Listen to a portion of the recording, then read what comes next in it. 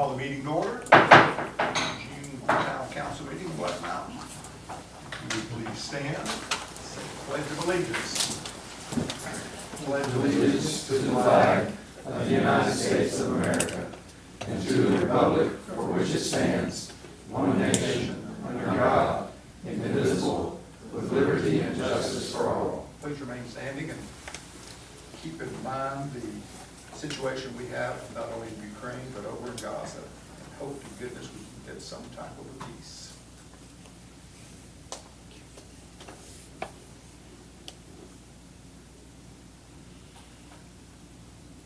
And a two-state solution. Thank you.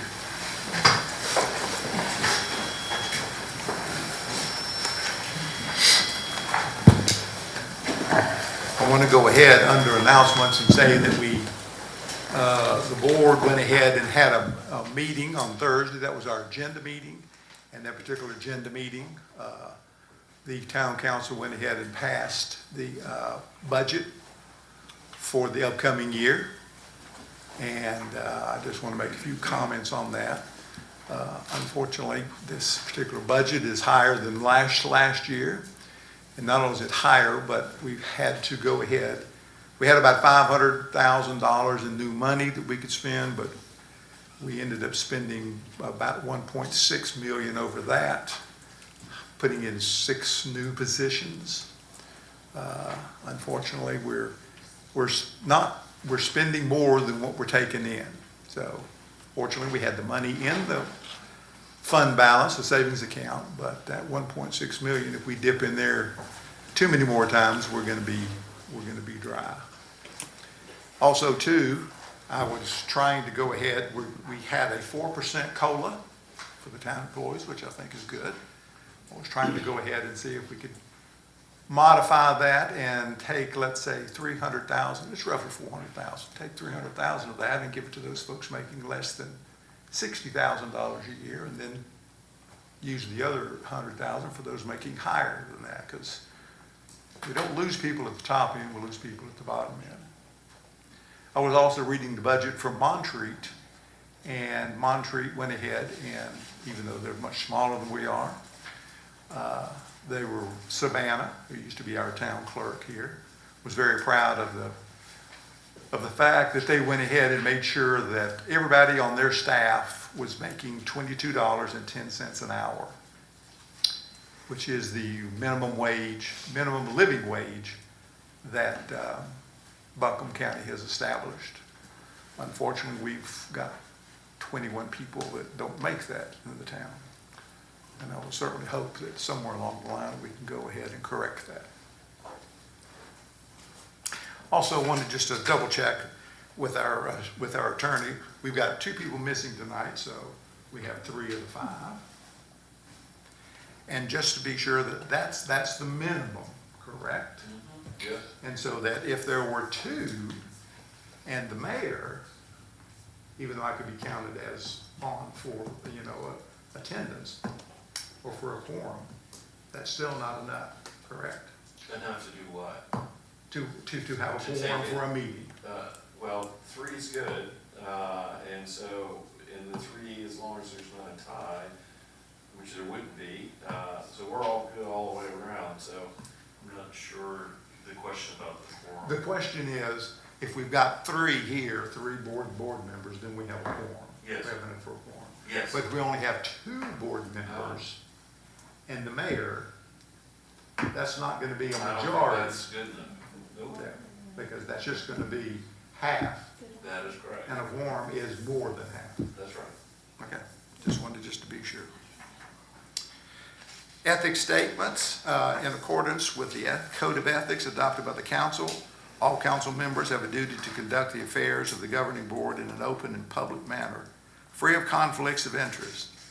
Is there any item on the agenda, the outcome of which will have a direct, substantial, and readily identifiable financial impact for any council member, his or her family, or close business associates? No. Does any council member have a financial interest in any public contract coming before this council tonight? No. There being none, all council members have a duty and an obligation to vote.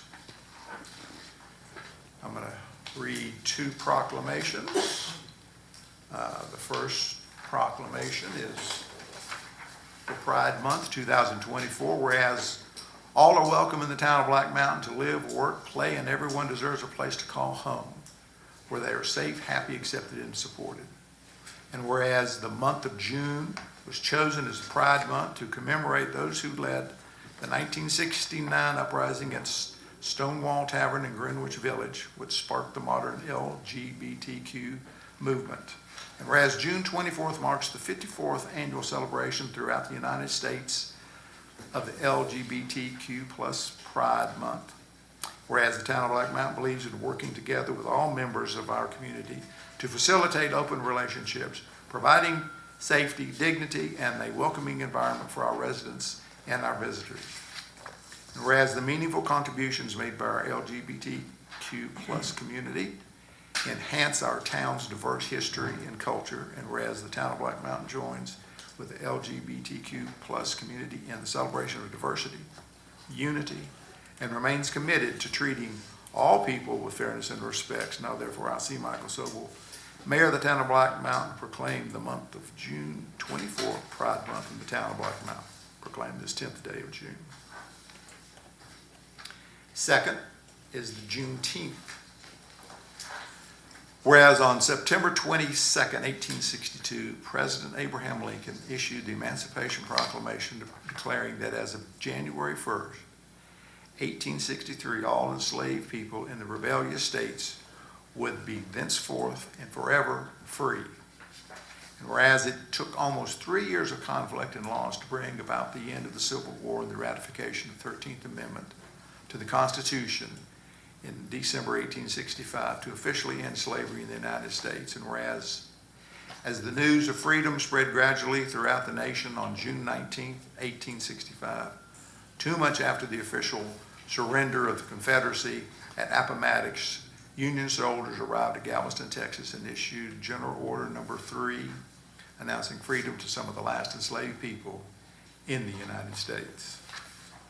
And whereas June 19th or Juneteenth, also known as Freedom Day, Jubilee Day, Liberation Day, and Emancipation Day, celebrates the emancipation of those who have been enslaved in the United States and become a federally recognized holiday on June 17th, 2021, after a unanimous passage in the United States Senate and House and signed into law by President Biden.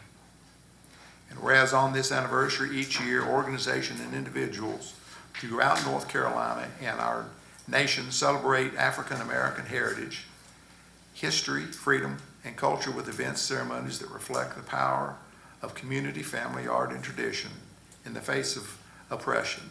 And whereas Juneteenth not only commemorates the past, but it calls upon us to action today. Therefore, I see Michael Sobel, Mayor of the town of Black Mountain, hereby proclaim Wednesday, June 19th, 2024 as Juneteenth in the town of Black Mountain, and encourage all citizens to learn more about the history of Juneteenth and its significance in our nation's history. Proclaim this 10th day, 2024. All right, citizens' comments. That's next.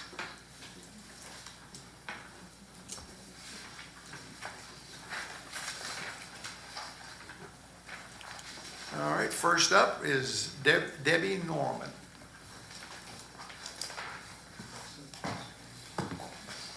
Please state your name and address, please. Okay. My name is Debbie Norman. I live at 230 North Fork in Black Mountain. And I'm here on behalf of the Lakeview Senior Center to tell you all thank you.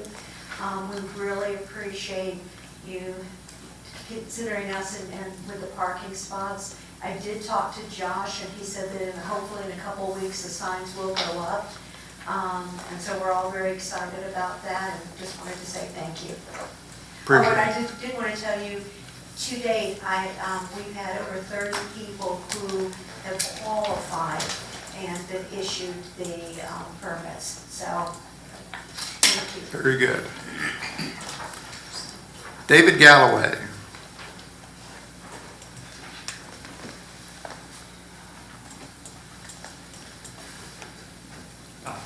Hello. My name is David Galloway. I live at 103 103 Brookhaven Drive, and I'm a member of the Town Recreation Commission. So today I speak not just for myself, but also the many others that have shared this conviction with me. I wanted to let you know that there is some growing frustration and anger with how the town manages the grass around the back half of the disc golf course. There's confusion as to why the town seemingly doesn't care about this valuable resource. The current condition of the disc golf course is dangerous and exclusionary. Walkers and throwers cannot see each other.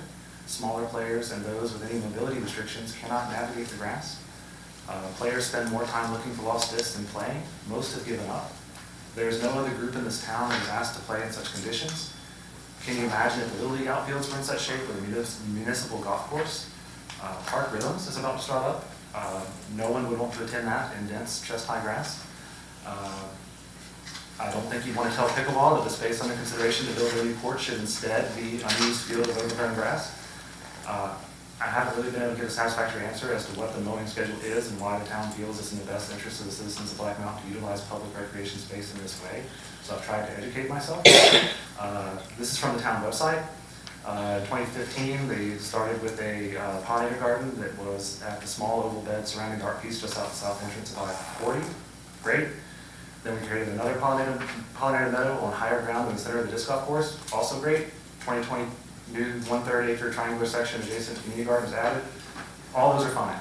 It's the next sentence. The entire 10-acre field and associated gardens are now on a mow schedule centered entirely around monarch breeding and migration. So that's 10 acres of public property that's been hijacked. What started out as can we better utilize some of our green spaces for pollinators has turned into a hijacking of 10 acres of public recreation space. We have few recreation resources and opportunities in this town, especially for adults. There are hundreds of people that enjoy disc golf every month. UDisc is the app people use to score their rounds, and it's estimated that 1/4 to 1/5 of all rounds are scored on UDisc. For 2023, there were 3,988 rounds scored by 869 players. 438 of those came from more than 30 miles away.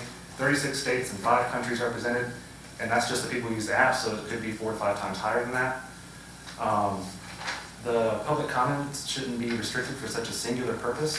I think the role of government should be to weigh and balance the best uses of our resources for the enjoyment and enrichment of all the citizenry. I think the fix is very easy. I'm not asking for money or new construction, just the maintenance of what we already have as a town. I have absolutely no problem with the 6 way stations that are designated on Monarch Watch and what they're trying to accomplish. I'm all for it. I would encourage everyone to add a space on their own personal property if they're able to. I just now implore the town to come up with a more just and equitable plan to regularly maintain this 10 acres of public recreation space for other users. Thank you, thank you. We will take that under advisement. Gene Calloway.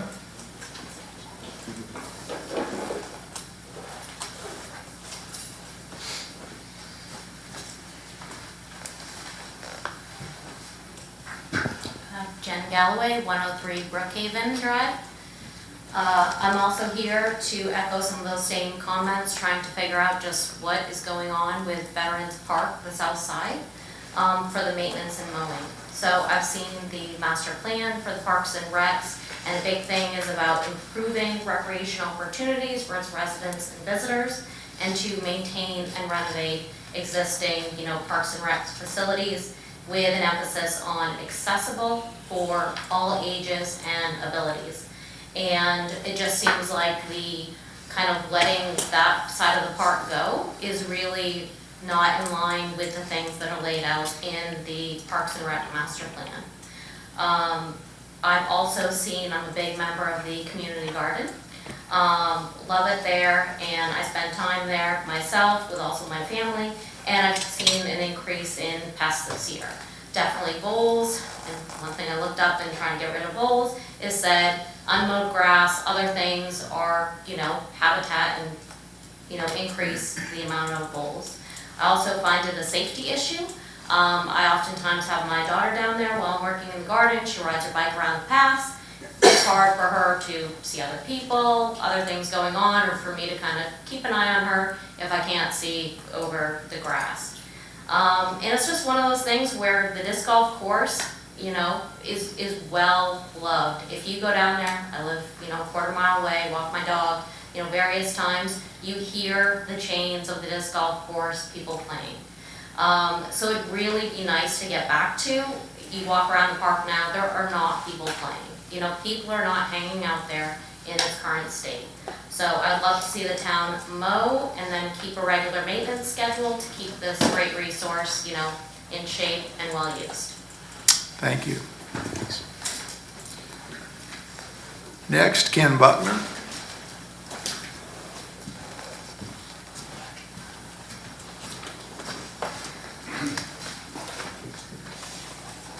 Thank you, Black Mountain, for allowing me to come and share these thoughts. I always appreciate a chance to be a part of it. Give me your address there. My name is Ken Buckner. My address is 610 Godfrey Drive, Okay. and this is And could keep in mind, you got 3 minutes. Well, I mean, I just wanted to let you know, these are 3 minutes. yeah, and Okay, I've go got ahead. this written down in 3 pages, and I'm going to read them fast, but 180 seconds goes by really quick. Go ahead. Pertaining to one of the most important topics in our lives today is the rounding up the bad guys without harming the public. In Hickory, in September 2023, a young patrol officer made the mistake of his life and took off after a motorcycle that was bad tag and reckless driving. 1 mile later, at 95 to 100 miles an hour, he ran into a vehicle who had the green light, who was on their way to a DoorDash mission. Her name was Cynthia Fox, 38 years old, and her son Michael, both dead, 300 foot thrown from the impact. In Taylorsville, just in this year, another innocent victim from a police chase was hit by a car being chased. Come out the road that he'd been coming out, I guess, all his life, hit and killed. His name was Clint Hope. It's important to get those names in here, and now I'm going to speed up. Wake County, 5 chases in the last 7 days, 1 dead. 42 police chases since the start of the year just in Wake County. This is just to let us know the problems that are on the horizon, the dark clouds in this particular, keeping police officers and pedestrians safe. 20 civilian injuries in 40 chases in Wake County. The National Highway Traffic Safety Administration stats on North Carolina: pursuit deaths up 308% last 10 years, 5 in 2013 to 24 in 2022. And of those 24, 12 were innocent bystanders. High-speed chases are becoming more deadly. A Police Executive Research Forum working group made up of Fayetteville and Burlington officers made recommendations. Pursue only when a violent crime has been committed and suspects pose an imminent threat to commit another violent crime. So if it's a speeding or just plain stolen vehicle alert, or maybe a young person thinking that if he doesn't run and throw the drugs out the window, he's going to really be facing penalties at home big time. So in a quote, that you can get a suspect another day, but you can't bring a life back. On the pursuits that are initiated, speed limits don't apply, but that exemption doesn't cover reckless disregard for safety. Officials and officers must conclude that the immediate danger to the public created by the pursuit is reasonably less than the immediate danger or potential danger to the public should the suspect remain at large. Last page. Chief Damon Williams, president of the State Association of Chiefs of Police in North Carolina, believes officers need flexibility, situational discretion. Every community is different. Some major metropolitan areas have the resource to pursue with stop sticks and helicopters. Some of the more rural departments don't have that. Maybe the day's coming where drones will follow these people wherever they're going. But 20 seconds. Take that. Thank you. I'm Jeff Alford, got to, but 20 seconds. no, we keep Jeff it, Alford, a we professor keep in it the at 3. Department of Criminology and Criminal Buck, Justice please. at USC.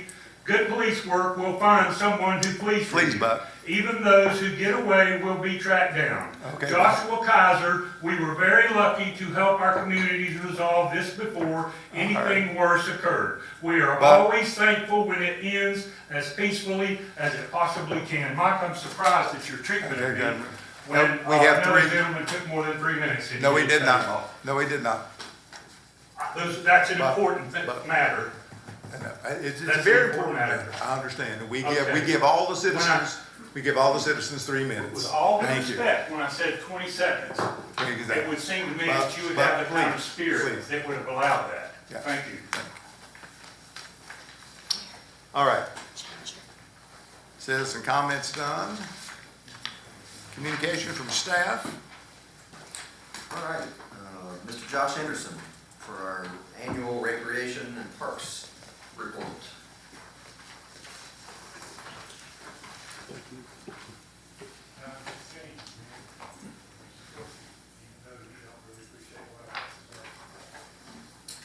All right, so tonight we'll look at the 2023 annual report. We had a good year in 2023. I think you'll see that as we go through. Most of our programs continue to grow in 2023. Just want to start out letting you know a little bit about our reach, how we reach people in the community. Just some data here to see some of the platforms that we get our information out. People that are following the things that we're posting, views, that sort of thing. You can see there. And then looking at the events that we had in 2023, you can see the attendance numbers there with our Valentine's Greenway Challenge. 2023 was the first year that we partnered with the Greenways and Trails Committee to host this race in conjunction. If you remember in the past, we have done our Valentine race, and then the Greenways and Trails Committee would do their Greenway Challenge in April.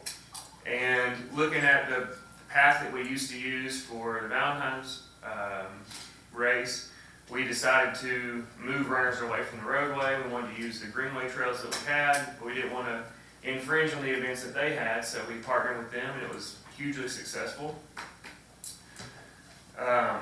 Youth sports. So these were our youth sports numbers. You can see the previous years. If you remember, we started outdoor soccer in 2020, and it grew significantly in 2022, dropped off a little bit last year. Indoor soccer continues to grow. We had our largest season in 2023 with 452 participants. Youth Swim League and our tennis clinics that we run, we're thankful for the Tennis Association. They put these clinics and camps on. You can see the numbers there. And then Disc Golf League. We are not doing Disc Golf League this year due to the fact that there is a group called the Western North Carolina Disc Golf Association, and they have started doing their own Youth Disc Golf League. And the Youth Disc Golf League was something that we started during COVID when a lot of our other things were kind of shut down. We decided to utilize the resources we had and use some of the courses around. But after 2023, we decided to let another community group take that on and do that. Are they hosting it here? What's that? Will they be hosting it here on our course? I'm sure they probably will. I'm not certain what courses they were playing on. When we were doing the Disc Golf League, we were playing at Ridgecrest, Blue Ridge Assembly, the high school course, and then our course at Veterans Park. I wanted to just kind of give you an update on the impact of youth sports. So in 2022-2023, the men's soccer team at Owen won a state championship, and 22 out of those 24 players on that roster participated in at least one season of our youth indoor program. The women's soccer team this year made it to the third round of the state playoffs, and 11 of the 19 women on that team also participated in our youth soccer program. And then 20 of the swimmers on the Owen High School team have participated on our rec swim team, and they have qualified for states. And then 7 swimmers that we've had come through our youth swim league program have gone on to swim in college. So I just want to kind of give you an idea of the impact of the things that we're doing that go beyond just a season of youth sports. Moving on to outdoor programs, you can see the data from that. Clint does a great job putting on outdoor programs. This again is something that we have continued post-COVID. It has been successful, and you can see some of the events and the numbers that we participate. These are capped because they're smaller groups, and with safety and things like hiking, you don't want to take large groups out, only having a volunteer and a staff member.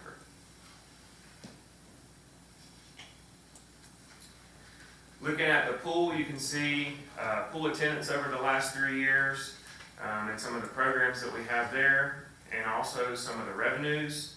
I believe 2022 was a season where the Owen Pool was closed, and we had a large influx of those people. If you kept up with the news at all, you know that the city of Asheville is down a pool now at Malvern Hills, so hoping that we get some of those people here. Some of our camps, we do host a summer camp, as you guys are aware, and 75% of those attendees are from our area. They go on various trips, do games. We've even got them involved in some community service projects, and then we have a tennis camp, which again, we're thankful to the Black Mountain Tennis Association who runs that for us, and that takes place at the high school. Moving on to the Lakeview Center for Active Aging Adults. A couple highlights from this. We hired a part-time assistant in 2023. This was not a new position for the Lakeview Center. It was a position that was in the budget previously that we had a hard time hiring, so we had removed that position, and then with the demand of things heating up over there, we brought that position back. We're able to hire somebody. We were able to purchase a van last year, and as a result of that, we were able to bring back our day trips and our van clean trips, which I think are usually have a wait list. We also had a 100-year-old participant in 2023, which I think is kind of cool. And then we are the largest out of the 4 mill sites in Buncombe County. And you can see the numbers there. They continue to grow in our bounce back from COVID. The community garden, you can see the numbers there for the food that we donate, the number of gardeners that we have, and then the volunteer hours. 2023 was our first year with a full-time garden manager. Since 2004, we have run the community garden with a part-time manager. And you can see some of the things that they do down there. We are, for the most part, maxed out at the community garden with registered gardeners and the number of plots that we have. Talking about continuing the gardeners, you can see some info here about the monarch way stations and the pollinator gardens that we have. This is a program that is run by a part-time employee that we have. She manages all of these gardens. You can see some pictures there of the tagging and the other things that they participate in.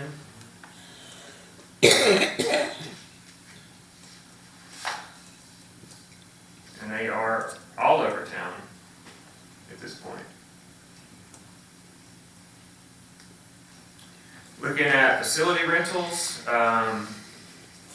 in 2023, Gray Eagle was closed due to renovations. We put in new insulation and new lighting in there, so it was shut down. You can see the largest rental that we have is our pavilions. They are by far the most popular. And in terms of revenues, the upstairs of the Lakeview Center continues to be the largest revenue generator that we have.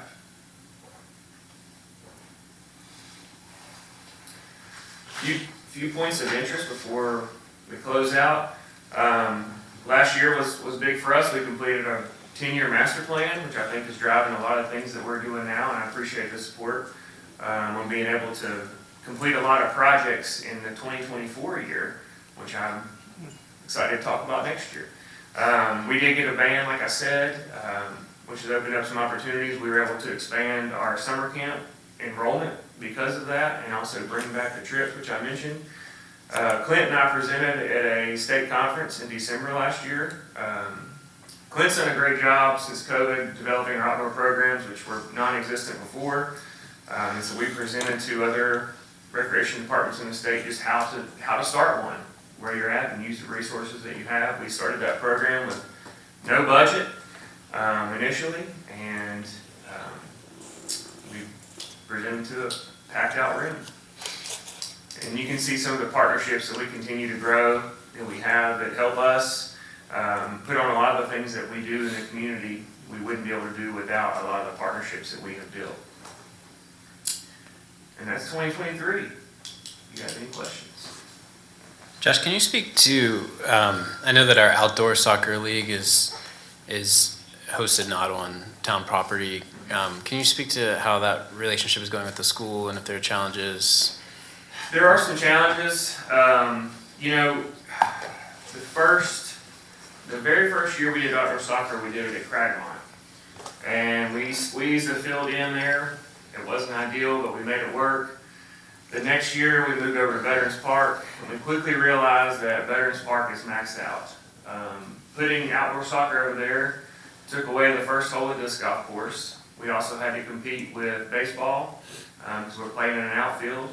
So you had to kind of be on alert for disc golfers, for baseball. Parking is an issue at Veterans Park, just like it is everywhere else when, you know, there's a lot of things going on. So we moved it to the primary school, which is a great spot for it. The problem is that because it is a Munson County Schools facility, we aren't allowed to go over there and cut the grass. So I think the biggest issue is the grass gets out of hand. And then we also have to rent a porta-john over there because we don't have access to bathrooms. So I would say just the maintenance and the bathrooms are the two biggest issues that we have. But aside from that, there's plenty of parking over there, there's plenty of space. Other than those two things, it's worked well. Do you know how many fields are required at a time right now? I think we're just using one right now. So if we were able to get a field into the renovated Cragmont Park, do you think that we could move it back into? That is my vision for that, Okay. is to move it back to Cragmont. Right. If it'll fit, I mean, you know, I've measured off the dimensions of that lower parcel at Cragmont. It's gonna be tight width-wise, length-wise, they have plenty of space, but width-wise, it may be a little tight. And we're working with the engineers right now on seeing if that's gonna be feasible, if it's gonna fit, and what that'll look like. Okay. Thanks. Well, talking about the soccer, what about Blue Ridge? Have you worked with Blue Ridge to use some of their fields? So we reached out to some of the camps and conference centers, and we did this years ago with basketball, trying to find another site for basketball. And what we're told by the camps and the conference centers is the only problem they have with letting us come in is that, let's say you bring a group to Blue Ridge Assembly for a week and you're at a summer camp. Well, they will not guarantee us access to their amenities if they have a summer camp there. So if you bring a group to camp, you have access to all the amenities that are at Blue Ridge Assembly. So they can't be exclusive in letting an outside group have full reign over their fields or their gym or anything like that. And we've talked to Ridgecrest, we've talked to Price Mountain, we've talked to Blue Ridge Assembly about using their fields, and they all kind of tell us the same thing, is that we have to keep these open for. Yeah, well, it kind of sounds like that's relegated to summertime, and most of the soccer is going to be in the fall, correct? We run in the fall and spring, yeah. And so those, I just know I live on Blue Ridge Road. Right. Went to Blue Ridge Assembly a lot, so they've got several fields up there. I would think that, you know, especially in the fall, that there would be at least one of those fields that, especially the one on the backside of the lake over there. You would think. So I mean, are y'all gonna, would you pursue that, to see that again? I mean, if they would let us use it, absolutely, I don't have an issue with it, it's just whenever we reach out. But I mean, would y'all pursue it then? Sure. Okay, Sure. that's just what I want to hear, is that you'll pursue it. Also too, since it was mentioned in public comment, All right.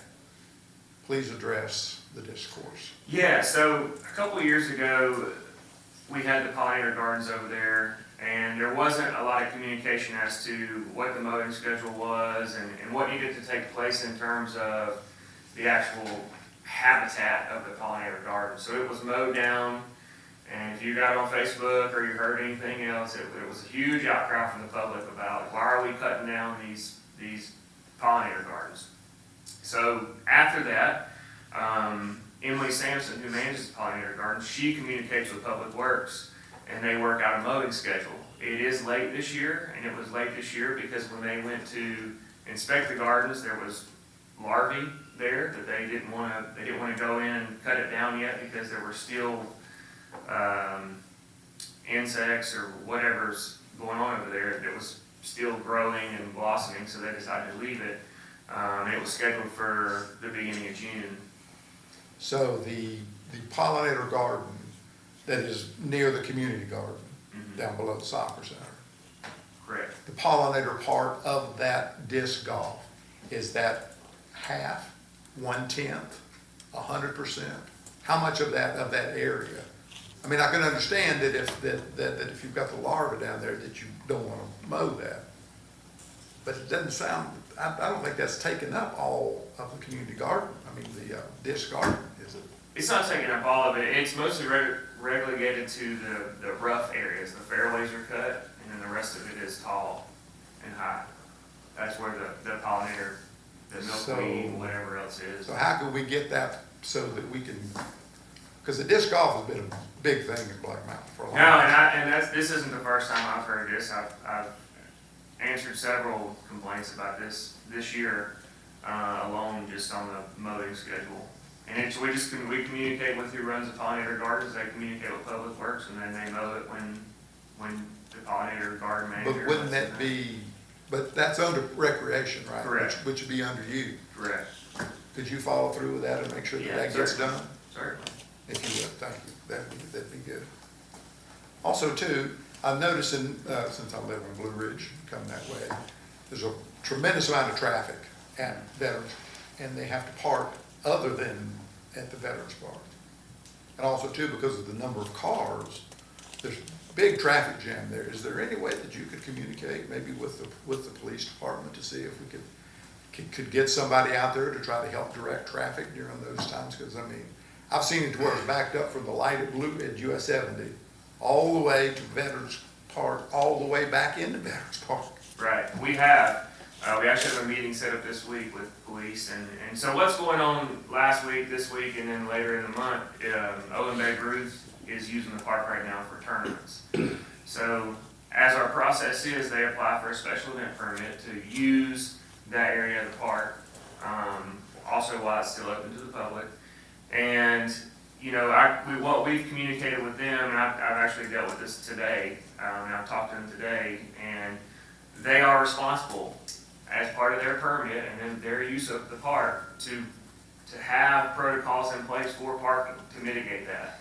I don't think it went so well last week, but I talked to them today, and they're supposed to have volunteers at the entrance of the park as attendants to let people know once the park is full to send them to an overflow area so that there's not. We had a huge issue last week with tickets and towing and that sort of thing, and they were instructed to basically figure it out. And I talked to them today, and hopefully this week they have it figured out, but we do have a meeting with the police chief on Thursday. Yeah, stay on top of that situation there then. One last thing then, on the turf in the indoor soccer center, have you been able to find someone to do repairs on that? I have not, no. Okay. Anybody else? Recreation does a wonderful job. I'd have to say that, you know, giving a little quick history, the Kiwanis Club was the one that first started and built a youth center down there at Craigmont Park. And then later on, it was instrumental from the fire department. They were the ones that really spent a lot of time, effort to get a recreation park, get a director going. And from there, it's grown, and it's looked like you're overseeing a good job there, so thank you very much. Just want to give a quick shout out to Coach Beth and the swim team. My daughter's on the swim team for the first time this year, and it's incredible how many kids they cycle through and the organization around that. It's really, really something else. I don't know how it works. I don't know. Well, I'm just glad you got the road shut down Yeah. for the tournaments, for the swim meets. I mean. Yeah, we did that a couple years ago. It only affects one resident. He was on board, and it's worked out well. I haven't heard any complaints. We've done it, I think this will be the third summer we've done it. So, Very good, very good. Thanks, Josh. okay. All right. Josh, consent All right, agenda. consent agenda, item 5A will be adoption of meeting minutes, May 9th, agenda and budget work session, May 13th, regular meeting minutes, and May 22nd, special call meeting minutes. 5B will be your monthly property tax collection report. 5C will be budget amendments, and we've got 5 in here. First being state grant funds for the purchase of a new Public Works dump truck. Second one being police department community outreach donation. Third one being increase in employee state health plan rates. Fourth one, increase in Duke Energy rates. And lastly, increase in auditor rates for fiscal year 2023. Item 5D will be consideration of resolution to contract with Alliance Code Enforcement for part-time code enforcement services. And then 5E will be a call for public hearing for amendments to Chapter 4 alcoholic beverages and Chapter 43 Article 4 parades, festivals, and special events. And I will say on E, there is interest in us moving that to a special meeting and not waiting until July 8th. So probably going to be June 24th or 25th will be the quickest we can do it. Maybe Monday or Tuesday. Monday is planning board meeting, so if we do it that evening, we have to do it quickly. Or if we do it Tuesday, we can do it anytime, or Monday, anytime besides the evening. I won't be available that week, but I think, yeah, it'd be a shame to try to do it quickly if it's going to be a true public hearing, Yes. to allow for Yes, folks that's to correct. speak. So, I can't really weigh in on a date, but I would encourage y'all to have ample time for people to speak if they need to. A date? But do we need to call for a specific date now? Well, you really should, yes. Yeah, Because okay. we're gonna get this thing advertised, tomorrow or Wednesday, so that's what we can do. And then we need at least 10 days, and 2 consecutive weeks of advertisement. Okay. So what, I'm sorry, what were the dates you were? So the 24th would be the quickest, and then the 25th, which is a Tuesday, and then, anytime that week, really. And the 24th was planning board? 24th is planning board that evening, that's correct. I'm not gonna be here that week, I'm not sure when Pam is back. She should be back, I think. Well, I don't know, I'll actually. be absent. If we want to keep it to the evening, the 25th is fine by me. Yeah. Mayor? Does that sound fine? Let's just set it up for the 25th, 5:30. 5:30. Give folks time to get home. We can do it. So that one in your packet says July 8th, it'll be July 20th, excuse me. It'll be June 25th at 5:30.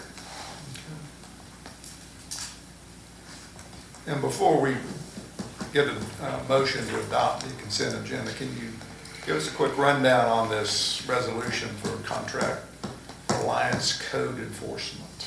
I'm gonna let Jessica come and give you a rundown of that. That is currently a contract we use for code enforcement services, which would be the gamut of tall grass, junk cars, junk, accumulations of rubbish, anything along that line. We currently use this company and have, and I think based on some guidance from legal, we need an actual contract in place, which is what this is. So they have been, we have had them in the past? We've been using them all this year since July 1st of last year.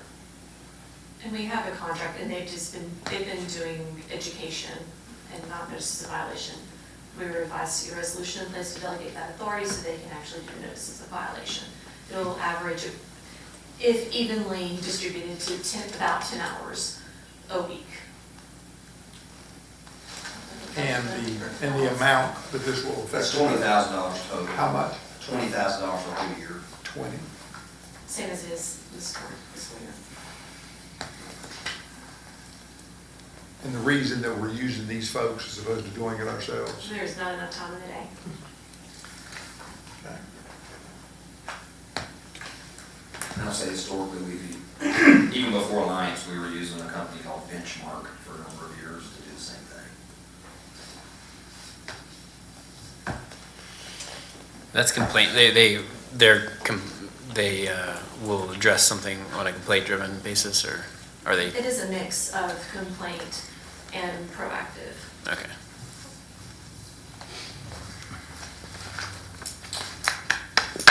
Any more questions for Jessica?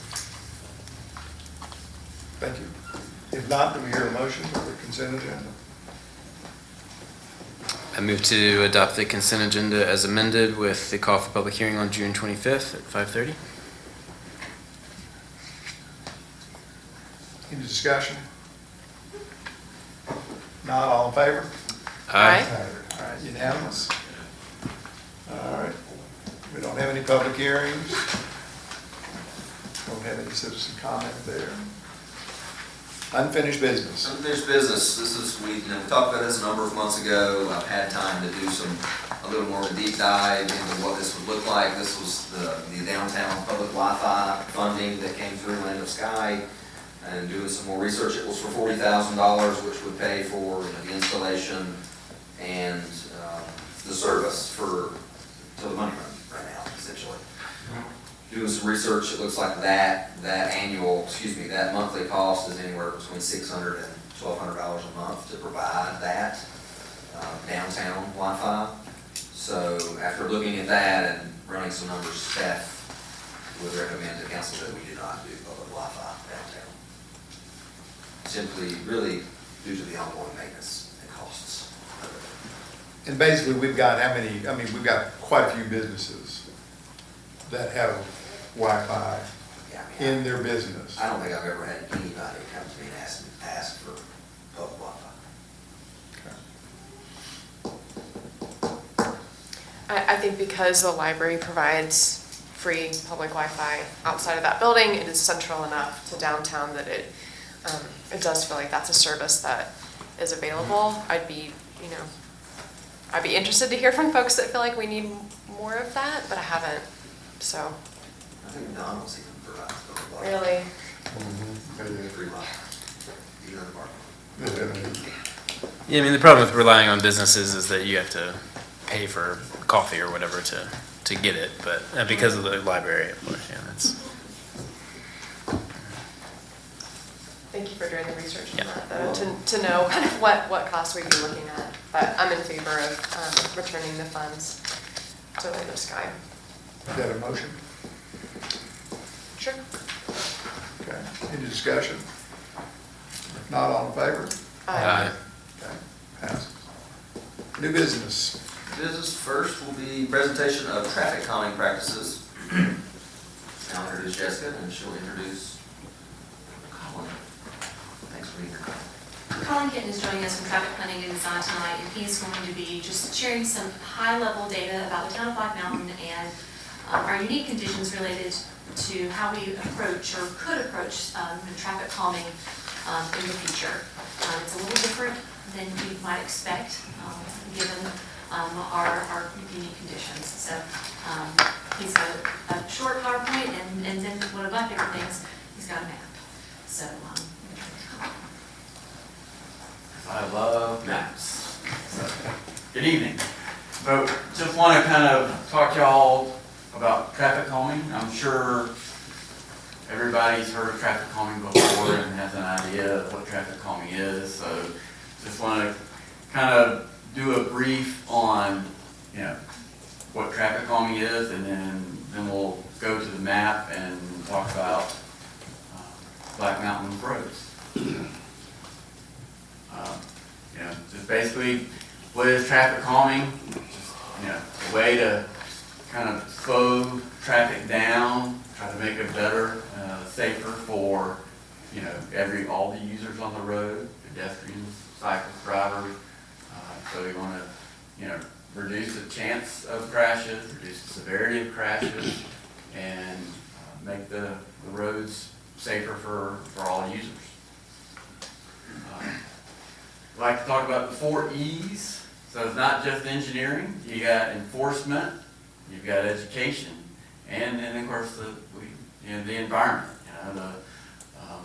The roads in Black Mountain and the terrain of Black Mountain is different than the next town over. So you got to look at the environment of the town and look at those conditions. So, ways to implement traffic calming. So we do a lot of assessment, and we measure the traffic, look at the speed, the volume, the geometric conditions. Then we want to look at, for this road and the geometry of this road, what measures would be effective in managing that traffic. We obviously want to engage the public and make sure everybody's on board with the plan. And then once we implement, you need to evaluate, it, make sure it's doing what was intended. And then, you know, as previously mentioned, we don't want to discount education and enforcement. So, purpose of implementing a traffic calming plan. So, want to make sure we treat, you know, everything, all the requests objectively, and kind of establish, you know, a path forward. So that way, you know, give staff tools that they need. So, not having to just work in a reactionary mode, that we work in a proactive mode, because we have a plan, we can move forward and you know, identify the funding needed and implement as funding is available. So talk about a little bit about traffic characteristics. So, you know, we'll look at the width of the road. Obviously, the wider roads are going to typically have more speeding problems. So more narrow roads, you know, will slow traffic down, and providing measures that narrow the road further can, you know, further reduce traffic speeds. Let's see, you know, vehicle speed, the length of the roadway. So long straight roads give opportunity to increase speed. So we typically are going to look at the longer roads, because that's, and roads between where we have stop signs. We don't necessarily want to, you look at a road that's only a couple hundred feet long, there's not a whole lot of opportunity to gain a lot of speed. So, and then we want to look at where there's a lot of pedestrian activity and bicycle activity. So if you've got a lot of pedestrians on the road, you've got a lot of activity, obviously that's where you want to look more to managing those speeds. Types of measures that are used frequently, you know, speed humps.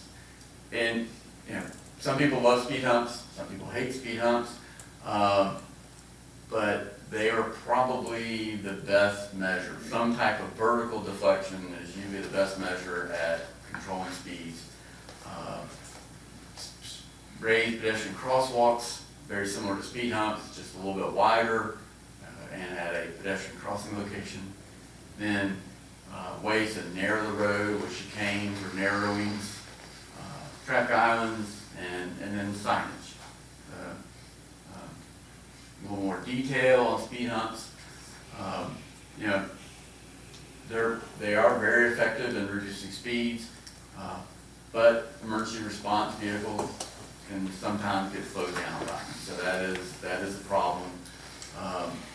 There can be sometimes more noise around speed humps as people slow, or you know, their vehicles bounce over them and then they accelerate. And I was talking to earlier that there's another type of speed hump. It's commonly called a speed lump. And the speed lump looks like a speed hump, except it's not as wide. So the track of a fire truck can cross the speed lump, but without having to slow down.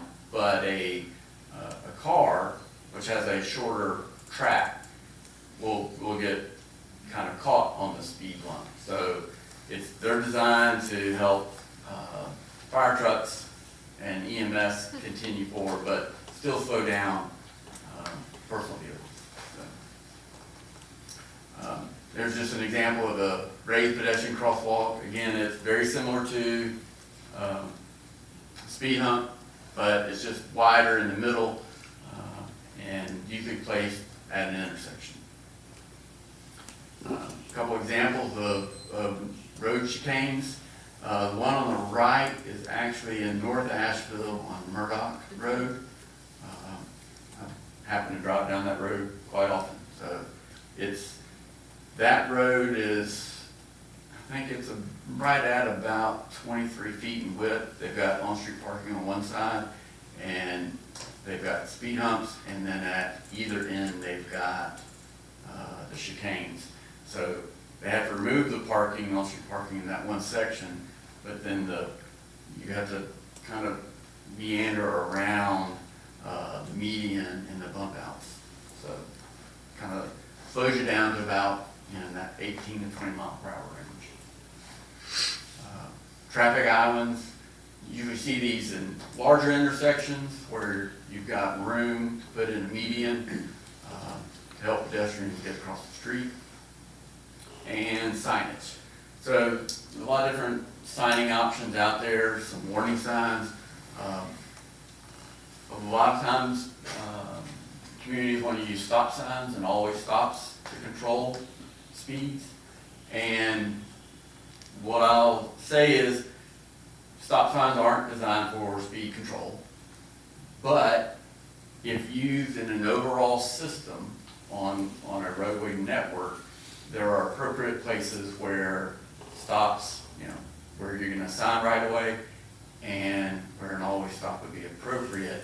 And having stops placed at a generally, a lay, an overall network, I'm trying to figure out how best to say this, but it can help control traffic speeds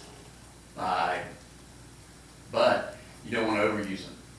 If you overuse stop signs, people get frustrated because if they're having to stop at every single intersection, then they're going to start to just roll on through. And so we don't want people to roll through the stop signs. We want people to stop at the stop sign. So we have to look at it as a system to make sure that you have them at their appropriate locations. But they are a useful tool. This is just, I pulled this from City of Asheville traffic calming. So they have a traffic calming policy, and that's where neighborhoods will come and request. They go through a point scoring method, and it's a 11-step process.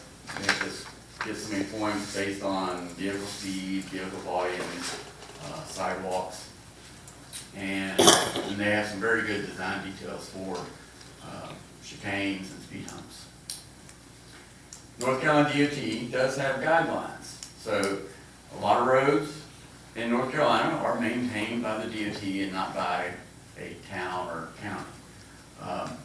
North Carolina guidelines, they require that the streets be in a neighborhood.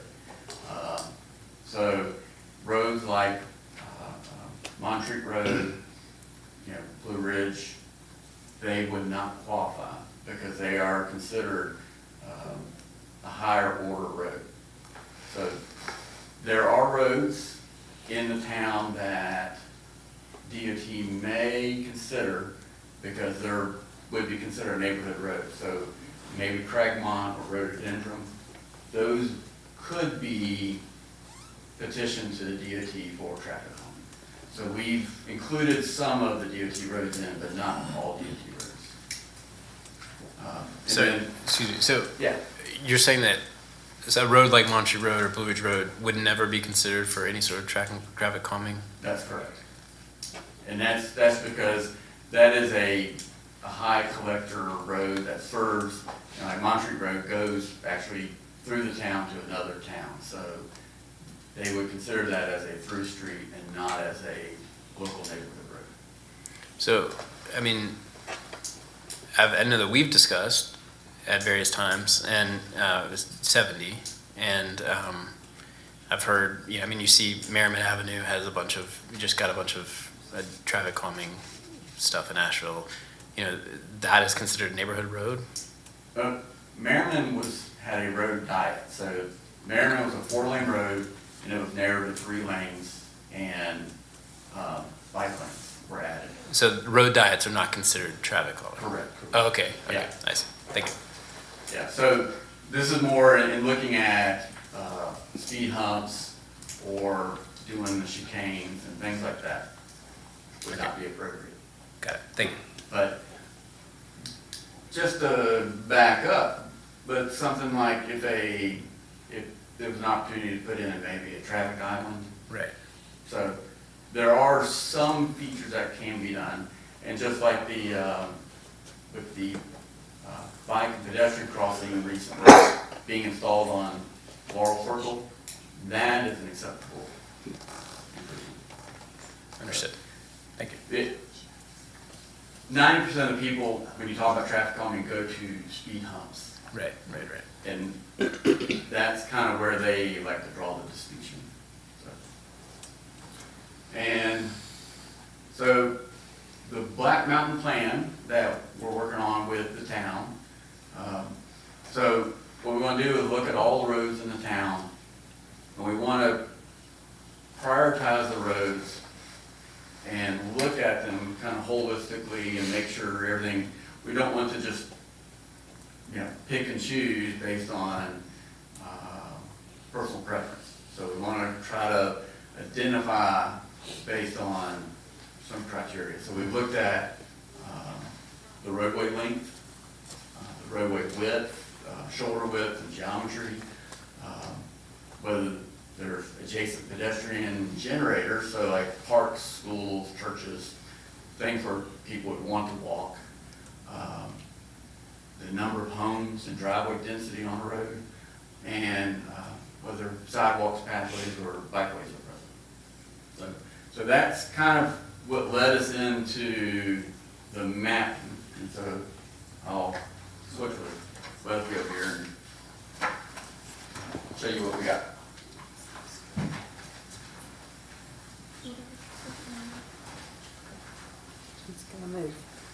So this is our map of the town, and I can kind of zoom in.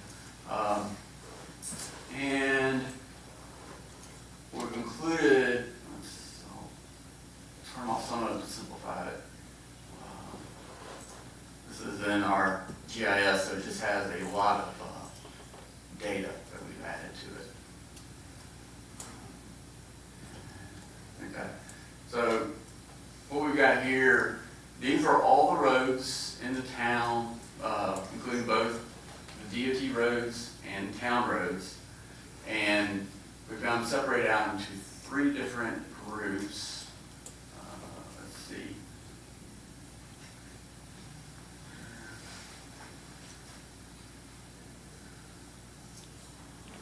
There we go.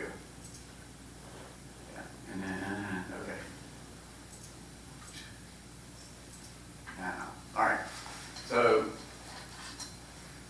the blue roads, those are roads that are less than 400 feet in length. The yellow roads are your 400 to 900, and then your pink roads are greater than 900 feet. So we just kind of segmented it out, and that was purely to identify short little road segments that were less than 400 feet in length. Because if we're looking at putting in measures, traffic calming measures, typically with your speed humps and chicanes, you're going to look at in the range of 250 to 350 feet spacing.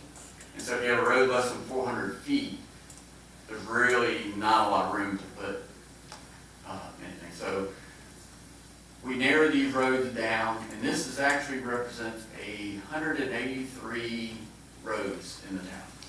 I feel like I missed something earlier. So can you go over the colors again? Oh, sure. Because some of the orange and pink, I can't Absolutely. quite tell which ones are supposed to be. Yeah. And I think I might have, let's see.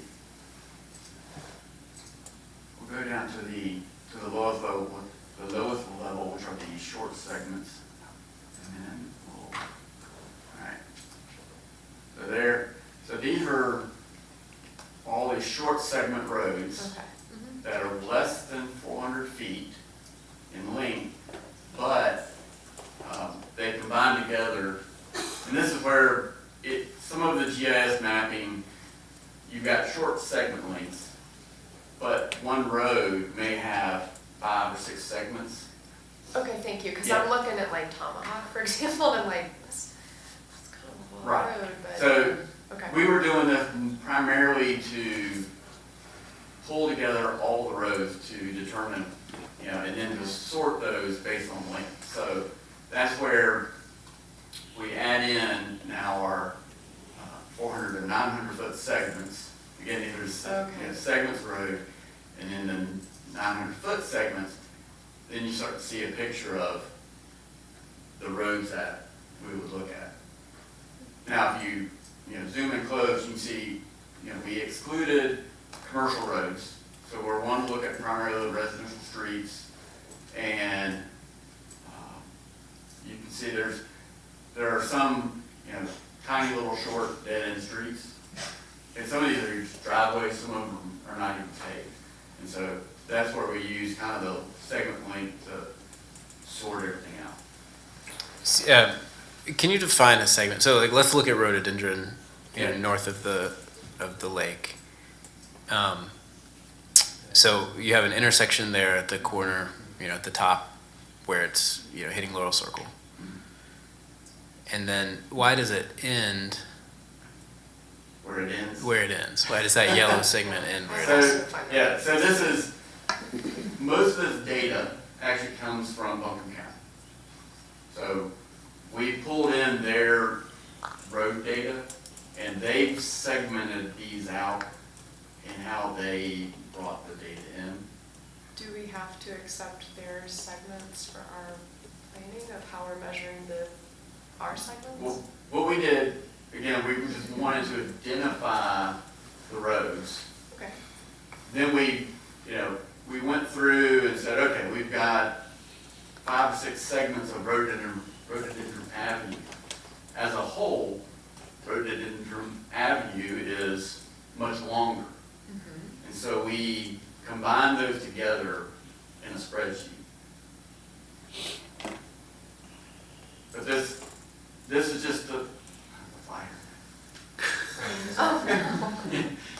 But the primary purpose here is just to show all these roads were included. Okay. So, I guess later we'll get to what purpose the colors and segments play in the plan. it was primarily, and maybe we shouldn't have showed the colors. I'm thinking. Don't make it no colors. Yeah, it was primarily just to show that you do have some roads that are short and some that are long. Basically, what you're telling us is the roads that are wood borders Yes. are the ones This that are in is the just a map city. of the roads The that ones that are in Kingdom. Okay. Yeah. Yeah. Some roads are more suitable for traffic calming than others, and this helps us visually sort that. That's all. So do you find that the segments that Buncombe County outlines are helpful Yes. for, okay, like, can you give an example? I I'm really want to gonna back understand up this. just a little bit more. Two Yeah. things. One is this is extremely high level data. This is not a finished product. This is to show you what a traffic calming plan could look like, where we would start, instead of having a traffic calming policy.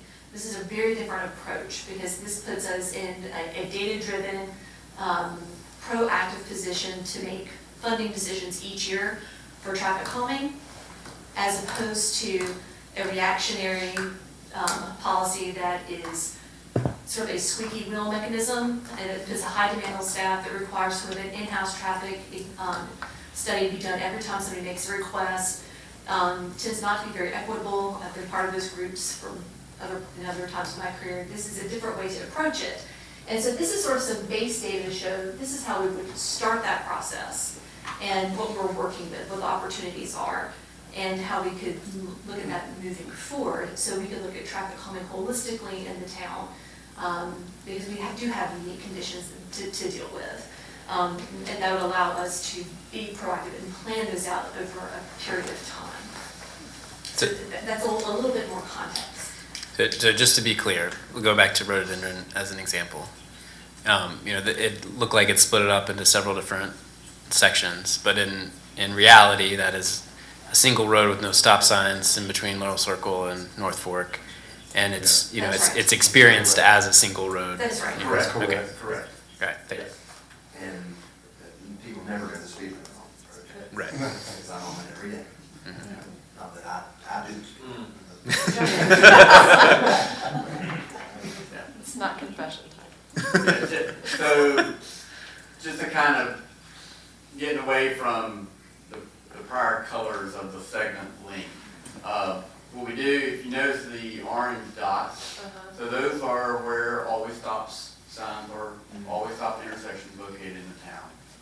So, looking, so we want to look at the stop streets and kind of identify, well, this segment here is a lot shorter than this segment here. And so maybe we need to look at this segment as a higher priority over this segment. That's helpful, thank you. What you see in red, so there's, and I'll turn some of these other layers off. So the red segment, so we actually went out and did collect data, some initial data, and we identified 32 roadways as a sampling of the 183. And we went out and kind of measured the length, measured the roadway width, other features, whether it's got sidewalk, pavement markings, condition of the pavement markings, number of driveways. So we've collected data on these 32 as a sampling of, okay, going back to what Jessica mentioned about, working and developing a plan, what items do we want to collect, and how do we want to then take this and kind of prioritize them based on the data we can collect. So.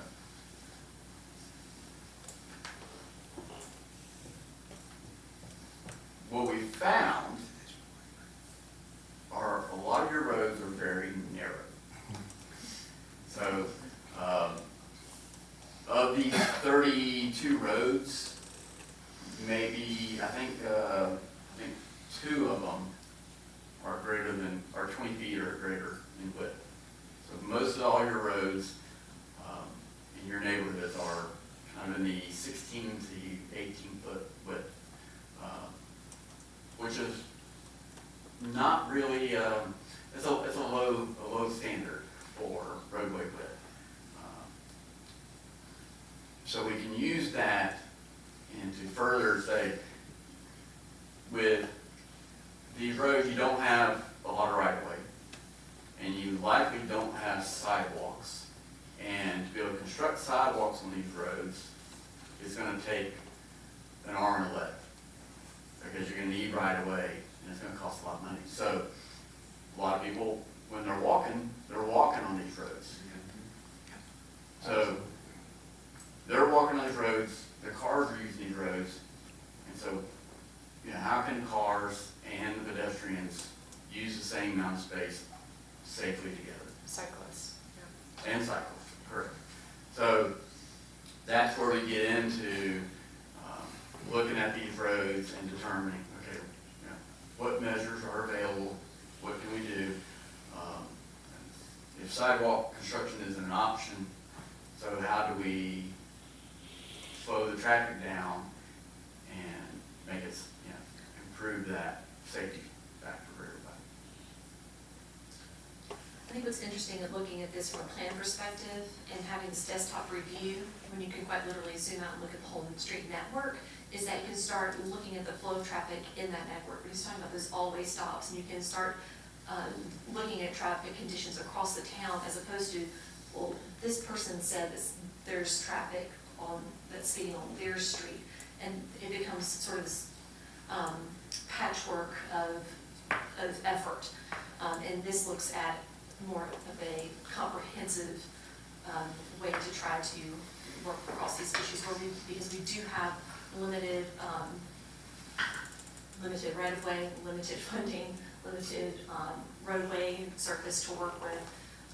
So this is one way to try to improve those conditions across the board at a system level through traffic calming, as opposed to a complaint-driven way to do it. So this is a very high-level desktop review that would need more data collection, community input, crash data, speed data, traffic counts, those sorts of things to inform and look at a wide net of improvements that we can prioritize based on all that information and start plugging those in to the budget over time, to the benefit of the entire community.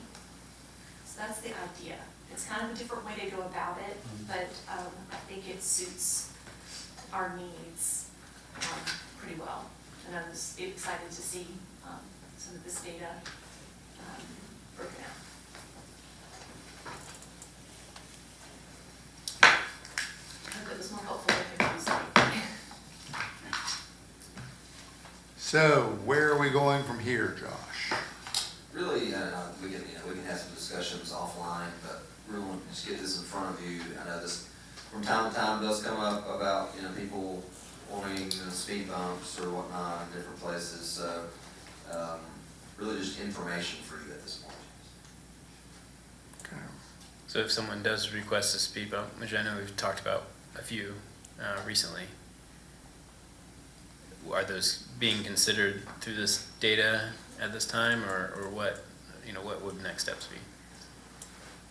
I think that that would be considered in a public engagement process where people could say, this is something I would want, this is my experience where I live. Not to be too much, but I would put a dot on the map, sort of a heat map of this is an issue, this is where I experience these issues, and that information could inform priorities and recommendations from the engineers. So it's kind of the plan for policy, right? If you do a policy, then you have something in place where people come and request things, right? If a plan in place, then it's more of, we're doing it holistically, everybody's getting a chance to put their dot wherever they want, and it's being budgeted accordingly as we can afford it. So with a plan like that, how does ongoing public input happen or impact the plan? So you would, just like any planning document at the beginning, you would have your public outreach process, you would take that data, it would help inform priorities. But it becomes like a snapshot in time. And then you that would we work update on. it periodically, as you, I'm gonna make this number up, but after you do 5 projects, then you come back and because maybe conditions have changed, you do another call for public input, and it does that data off. Well, I do like that it's holistic and it gives people the opportunity to participate and have their input, as well as making sure that areas that maybe need just as much attention, if not more, are represented, even if folks don't have time to come forward with that information. So. I think it's fine if people are coming and requesting that, but there are going to be more people. There are people that are going to be potentially able to maybe help and even afford to do that, whereas you'll have some folks that just can't. So it's really, trying to make it a little more equitable, I think is really good. That's definitely what made me want to lean toward a planning process as opposed to a policy process. Many places had an element where you scored extra points if you could put it at 50%, and that did not sit well with me. And we have prioritization and planning for budgeting processes and everything else that we do, so it seemed like a best practice to look at it in a similar way. So will staff be coming forward with recommendations in future budgets for certain, I guess now what is my question?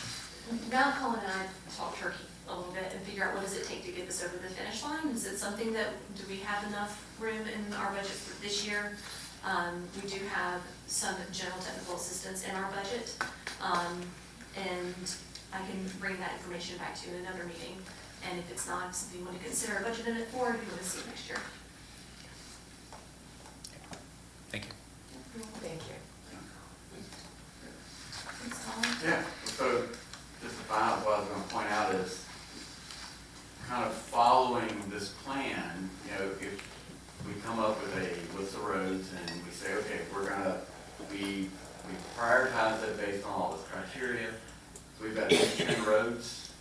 Well, then we want to make sure we get public input, because if the number one road is Tomahawk, and then all the residents on Tomahawk say, no way,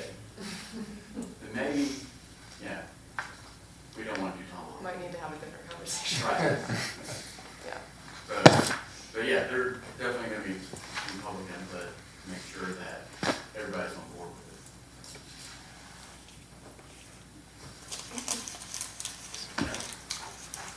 it. Okay, thank you, appreciate it. I'm just gonna say. Item 9B, B as in boy, presentation of Ridgecrest Trail Connector feasibility study. All right, so our consultant's joining us virtually. Her name is Alex McIntyre with Kimley Horn. And she was the lead engineer on the Ridgecrest Connector feasibility study, which was the least painful planning process out of my entire career. And I would be very happy for her to share the results of that with you. And she's in the same room.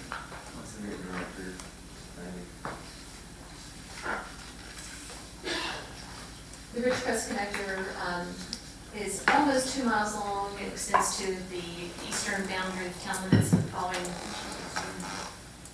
Old 70.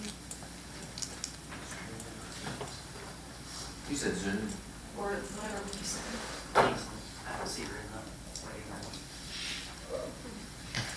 Okay, can we adjust the order of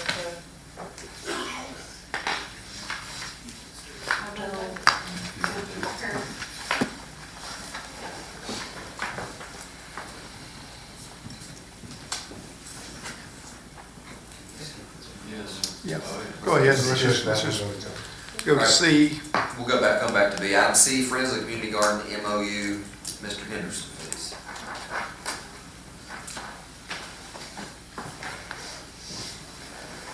I have some others joining me.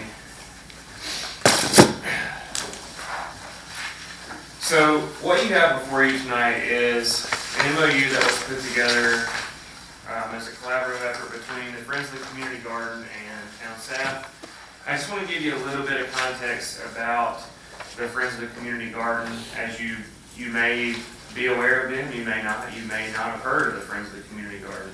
So in 2010, the Black Mountain Parks and Greenway Foundation was formed. It is a private 501c3 nonprofit. And the community garden has been a member of the foundation since its inception. And its role is really to support the community garden. There are a few other groups under the foundation similar to this, like the Green Lakes and Trails Committee, Friends of Lake Tomahawk, the Tennis Association, Beautification, the Pickleball Group. This is a group very similar to these other groups. And it has been, I talked about my presentation, a lot of what we do, we cannot do without the support of partnerships. And this is a public-private partnership that we have. And this MOU really is just a way to formalize the relationship that we have with this group, how it functions with us, and the way that it works.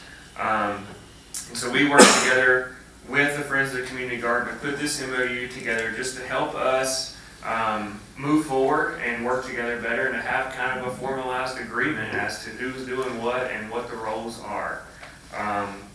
So if you have any questions about this MOU, we would be glad to answer them at this time. This is Marion. She is with the Friends of the Community Garden.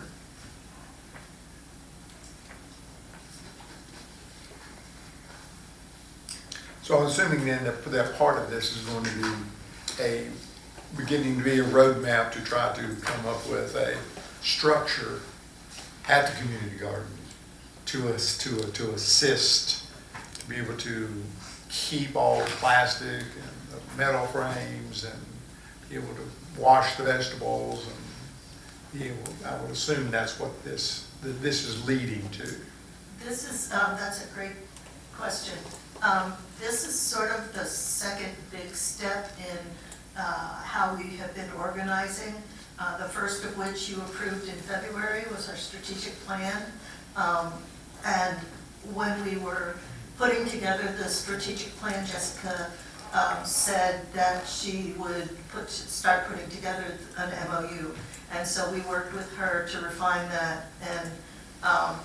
And in the strategic plan, it talks about our priorities, one of which is to do a master site plan.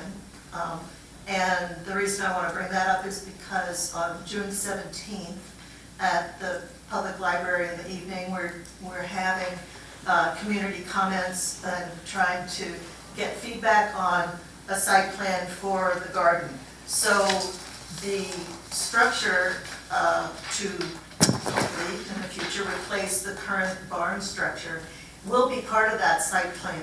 And once we have a site plan proposal, we would of course bring that before town council and ask for approval for that. So we're really moving in a stepwise manner, kind of building one step to the next, and so yes, the short answer is yes. Thank you for explaining the steps, though. I appreciate all the work that y'all put into it. I read it, I don't have any questions. Excited to have this formalized and moving forward. I read it. I'm good with Same here. Yeah. it. Do I hear a motion, we accept it? So moved. Any more discussion? If not, all in favor? Aye. Unanimous? Thank you for coming. Just sit tight. Item 9D, Friends of the Community Garden fundraising request. So, moving along, the community garden is celebrating its 20-year anniversary in 2024. It started over at Lake Tomahawk at the previous home of Dr. John Wilson. The community garden was established there in 2004, and this is its 20-year anniversary. And the Friends of the Community Garden has put in a request. They would like the opportunity in this 20th anniversary year to be able to seek fundraising for a structure, whether that is to replace the current barn, not knowing what that will look like, we're just going to call it a structure. And so they are seeking a request to be able to fundraise to have a structure on town property, similar to what we did with pickleball and pickleball courts, of that same nature.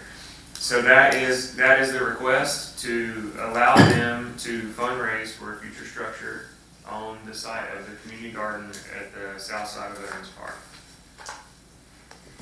And to add to that, as Josh points out, it is our 20th year anniversary of the Dr. John Wilson Community Garden, and what we'd like to be able to do is take advantage of the energy that brings to build this into our fundraising efforts. We're going to have our annual fundraiser for the community garden, celebrating the 20th anniversary on September 22nd at the White Horse.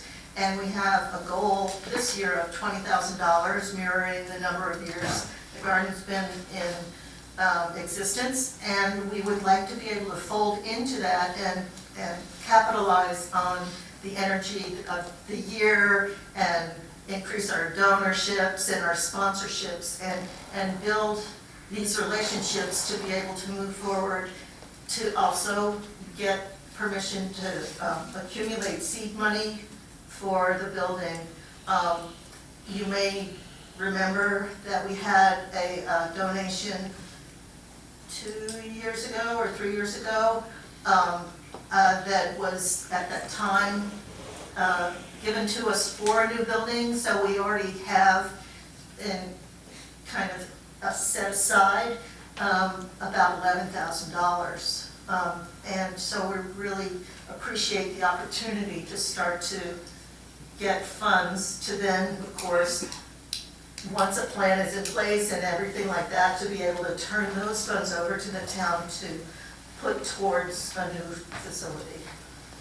We don't have a goal in mind of how much, but we feel like if we can start now, we can definitely capitalize on the energy of this year and moving into the next 5 years. I mean, the 25th anniversary is a pretty darn big year too, so.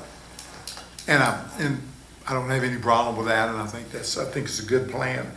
I just don't think that we need to be getting, that's going to be on your plate, to be able to raise the money and then keep the money, because that's nothing that we want to do in the town at this particular juncture, is to be dealing with the funds. I think it needs to stay, We would hold on to it until it is a town project. Then that'll be dealt with down the road. Yeah, which is what it says also in the MOU. I just want to be clear that that's, that we're not going to get involved with the funding of that right now. Correct. Or dealing with the funds or keeping track of the funds. That's all up to y'all. Yes. But we want to be able to segregate it, not into its own bank account, because we can't do that, but at least in our record keeping, we want to say this is obligated towards this in the future. I'm grateful for the Friends of Community Gardens' willingness to fundraise and do that. So I fully support this. Likewise, thank you so much. Thank you all very much. Thank you. I don't think we need to have any motion on this at all. Well, I want it in the record. Yeah, I think we do. I'll move that we approve the item as presented. Okay. Any discussion? If not, all in favor? Aye. Okay. Thank you. Thank you all. Thank you. Have a good evening. Thank you. All right, 9E, discussion of pesticides/insecticide policy for town facilities. I don't have anything to provide you. This is really to get information and interest from y'all. And once that's determined, then we'll happily put some things together. I will say we have looked at a number of different areas, different states, if you will. In North Carolina, and I know I mentioned this at the agenda meeting, we're going to be, really just only looking at our properties. It's not a town-wide type thing, but there are some good examples out there to look at. So, Can I quickly clarify, are we going to be meeting with the Kimley Horn? I think she's getting on. Okay, cool. Yes. I shared some at the agenda meeting, but I've done some research on different options that different municipalities, as well as counties, have done, and so I think we have options, but I think certainly having an internal policy for how, when, and what kind of pesticides, insecticides we're using on town property, and managing our parks especially, but anywhere that we're being stewards of our environment. I'm really eager to do this. Josh, how soon do you think we're gonna get that? We can probably have something, drafted and ready for you at least to go through next month. Great. Okay, good. Great. It won't be a finished product, but at least something to start looking at. Okay. And then maybe look at August or September to adopt it, but yes. I know that primarily in email, we've been discussing glyphosates as the primary chemical that I'm interested in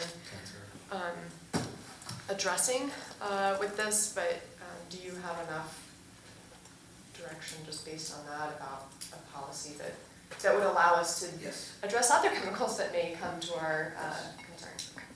Thank you. The other ones we looked at don't solely just address that one chemical. There are other chemicals as well, so. And of course, this would have to include whatever's being used in the golf course too. Correct, absolutely. Yes. And golf courses and parks, yes, but you think about sidewalks, or spray something, or other areas, but Yep. yes. It's going immediately into Okay. our water system. So is this, you're satisfied with this right now? I am, With- yeah. Okay, all right. Thank you, Alex. All right, Thank you. Jessica, are we ready to get back We to are ready. Get back to the presentation for Ridgecrest Connector feasibility study. She is online now. And we'll let Jessica introduce her again real quick and just give you a quick snapshot of what we did. Okay, so I was bragging on Alex and Kimley Horn that this was a painless process, working on this feasibility study for the Ridgecrest Connector.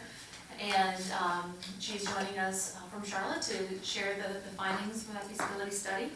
And I'm glad she could make it. We'll turn it over to you, Alex. Can you hear us? I can. I just missed the last part of what Jessica was saying, but can y'all hear me? We can. Great. Okay, I'll get started. I'll share my screen. Okay, can y'all see what I'm sharing?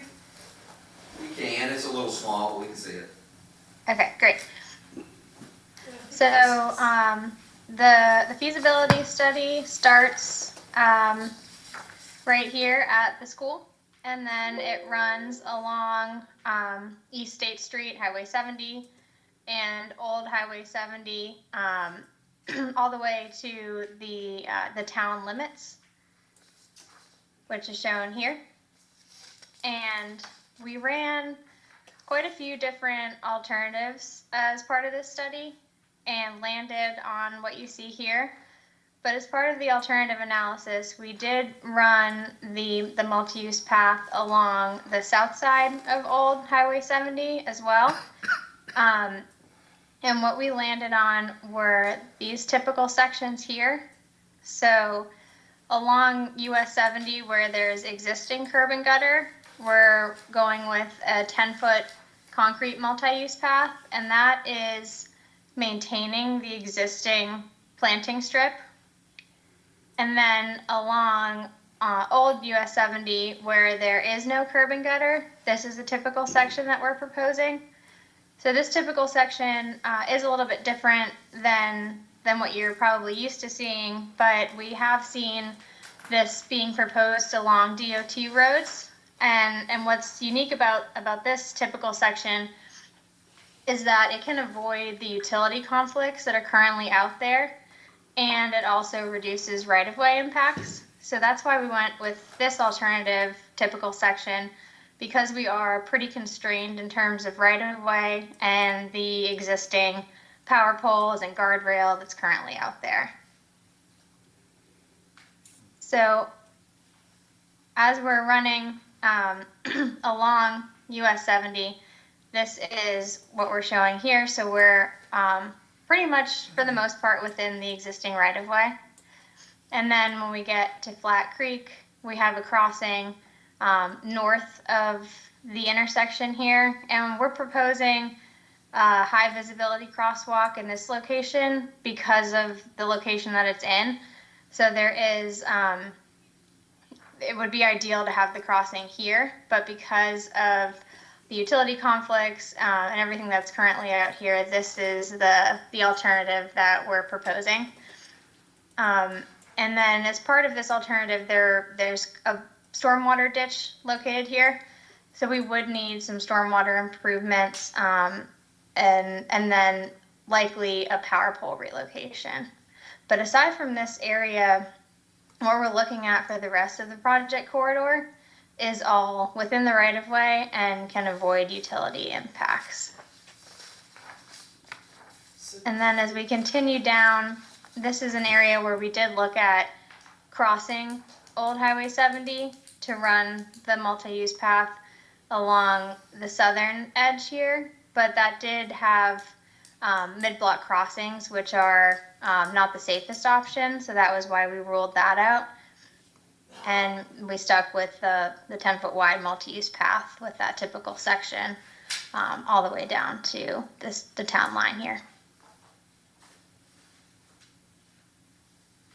And that is really all we have to present. Jessica, was there anything that you wanted to add?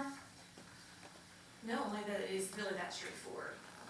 We're working within the existing right-of-way. This alignment avoids those utilities, which is amazing and manages those costs. Alex, if you could, do you have the cost estimates available that you could just review very quickly? Yes, definitely. Pulling that up now.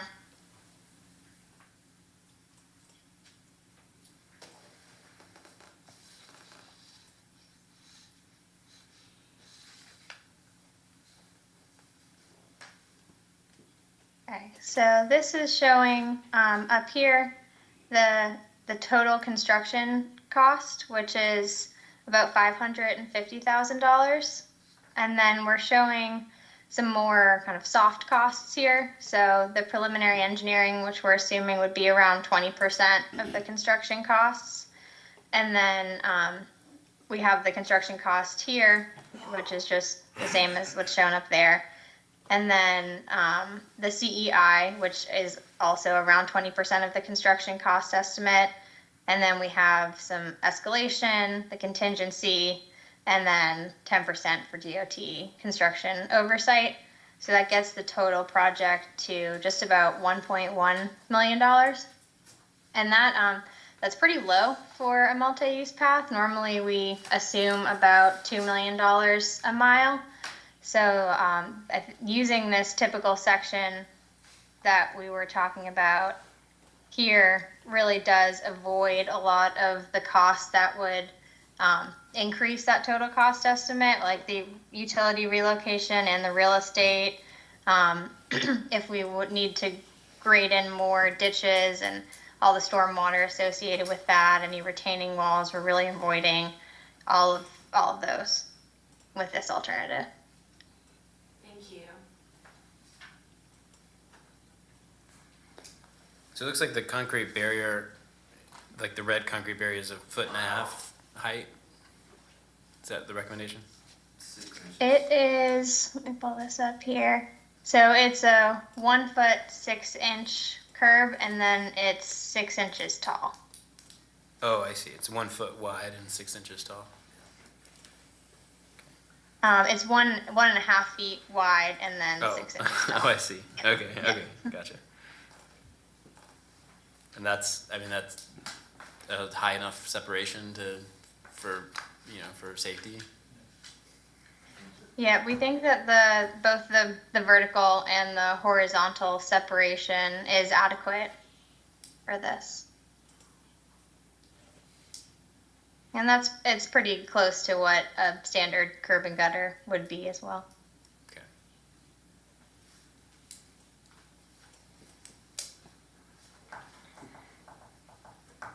And all this cost is borne by the town, That if remains it to be was seen. going to go. We are, this feasibility study, we only had 20% in, the MPO paid the 80%, and we are actively seeking grant funds for construction and PE costs. And so we will see. We feel pretty confident we can find quite a bit of funding for this, for multiple reasons. I think a big one is, I think this is gonna be part of the Fawn Forest State Trail coming into town. There will be state trail money available for things like this. And we're also- Which will be from the city limits up to Ridgecrest. That's correct. That's as Point far, to look at. as far as we get. But the Buncombe County Board of Commissioners also, we're going after some money through them too. Well, it's exciting to think about a multi-use path to take us to the edge of town, for sure.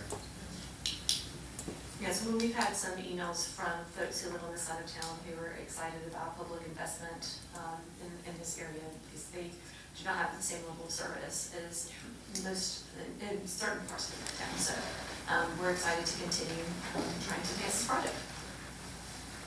What a typical so this is we're proposing 10 feet. What's a sidewalk, like a modern? An ADA sidewalk is 5 to 6 maybe. Okay, so this is roughly twice the width of a Yeah, new this is modern standard sidewalk. multi-use pathway. Yeah. Okay. Mhm. The greenway right now is 10 feet. Yeah, Yeah. the standard greenway is 10. Okay. And just for the information for y'all, we got this finished, and now we got the numbers, so that was the first part of this project, and now we'll try to go after some funding. Great. Yeah. Good. Thank Thank you, Jessica. Thank you. One question I just have, has to do with parking.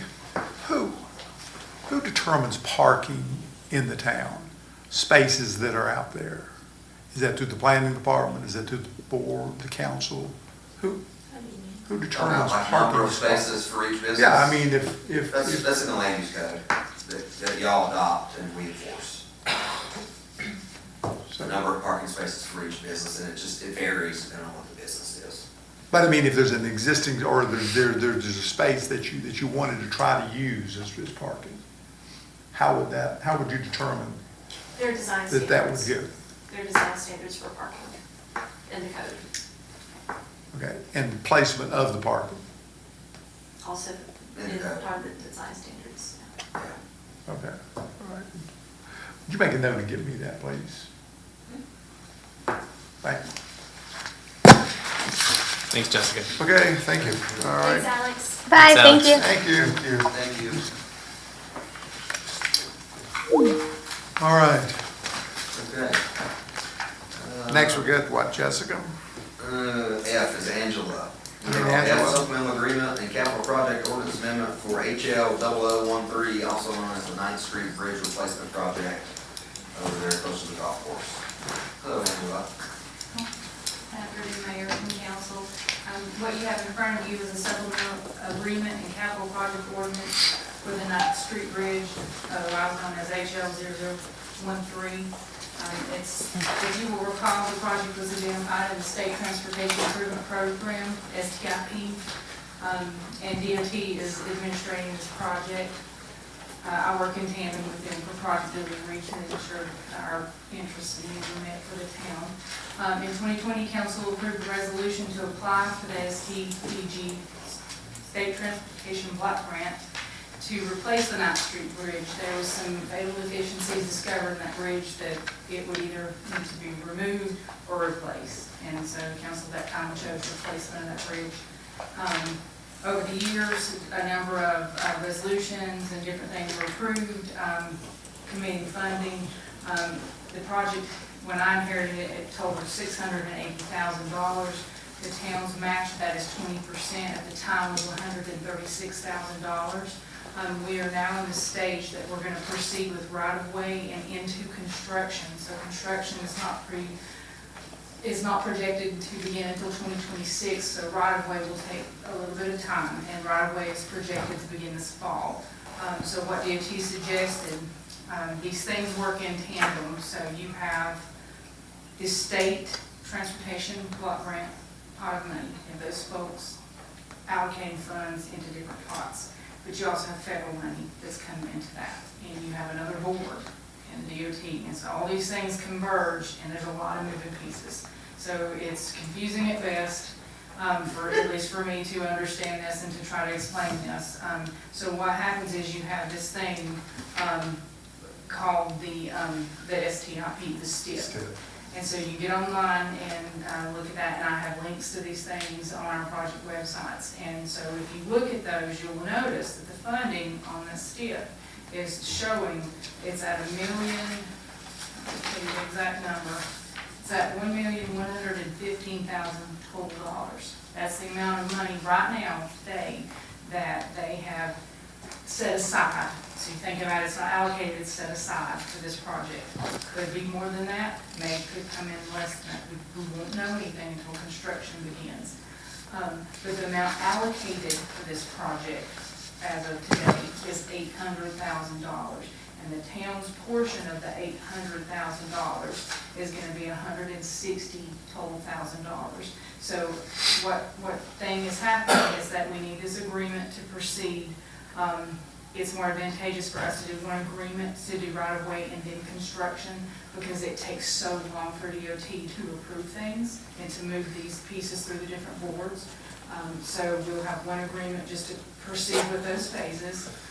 And the second part is amending our capital project ordinance, which is necessary to make our books straight.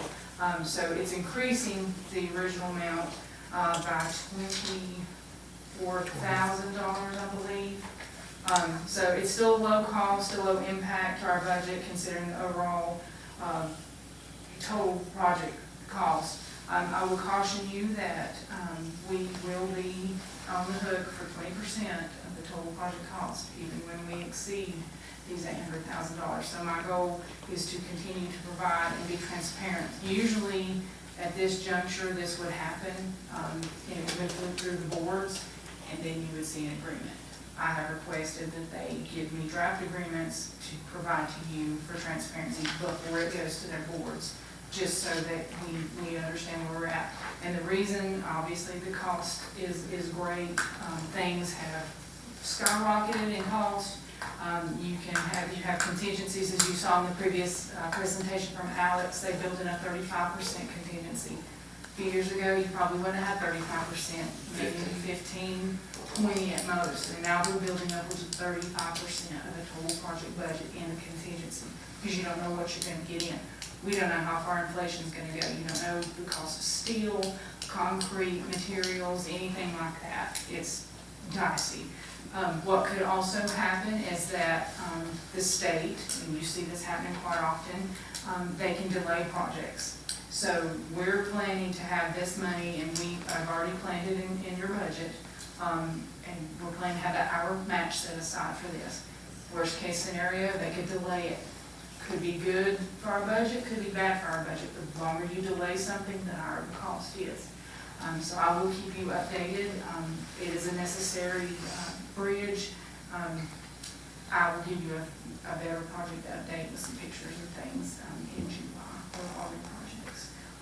That tonight, we're just asking you to approve this capital project ordinance amendment and to approve this draft contract. The regular contract will come back. If it is changed in any way, I will present it back to council for a vote at that time for approval. And it's for 24,000. That will be the difference of it, yes, Mayor. The total of our match is 160,000 at this time.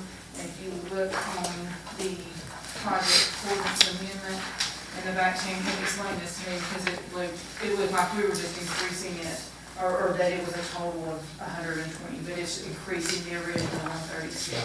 By 24, by increasing the total to, but you're only asking us to commit 24,000 tonight. Yes. One quick question on this right-of-way phase, which seems to be incredible, because you only got 2 property owners. Actually, I discussed this with DOT early this morning. They had proposed 6 original, but I pointed out there are 4. So there's 4 possible impacts. Realistically, I agree with you. And one of those is the town of Black Mountain. Yes. Yes. So So does that mean that we're gonna get a quarter of $120,000? It would be nice.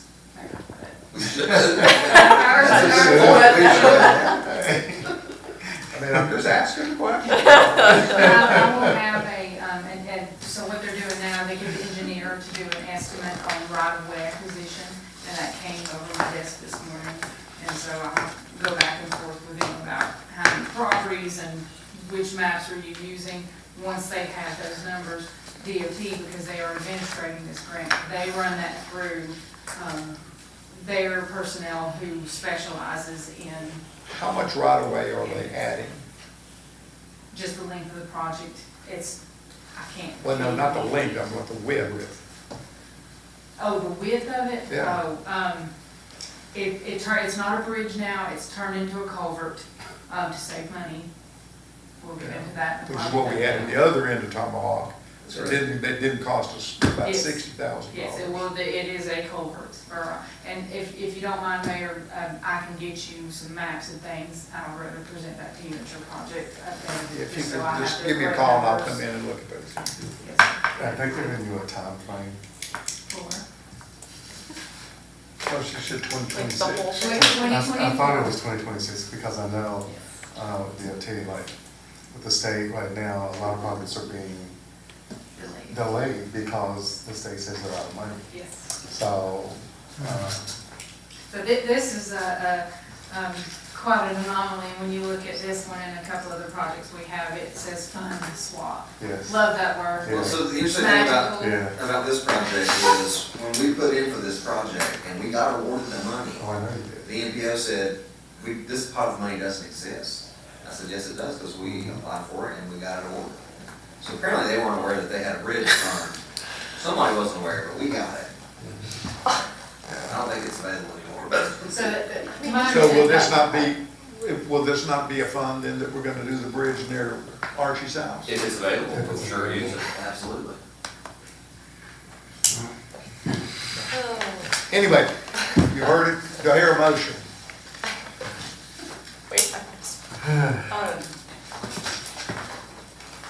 I move that the town council approve the supplemental agreement and capital project ordinance amendment for HL 0013 9th Street Bridge replacement as presented. All right. Any discussion? Not hearing any. All in favor? Aye. Okay. Thank you. Thank you. Thank you. And lastly, you have discussion of the town attorney review process. I think that's You want to take that? Yes, I brought this up at our agenda meeting, feeling like we were probably overdue to formalize a process to review the town attorney, not dissimilar to the way that we have an annual review with the town manager. I recognize that they're very different roles, but wanted to see if anyone else on the council had interest in taking that on and looking at how to do that best.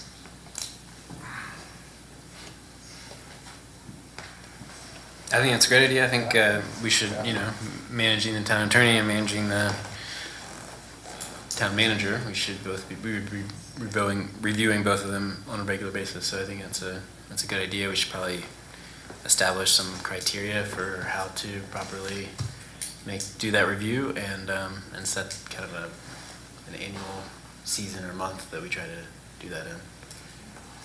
Yeah, I don't feel like there's a rush, but No. I know that it will take some time to create a process for the process.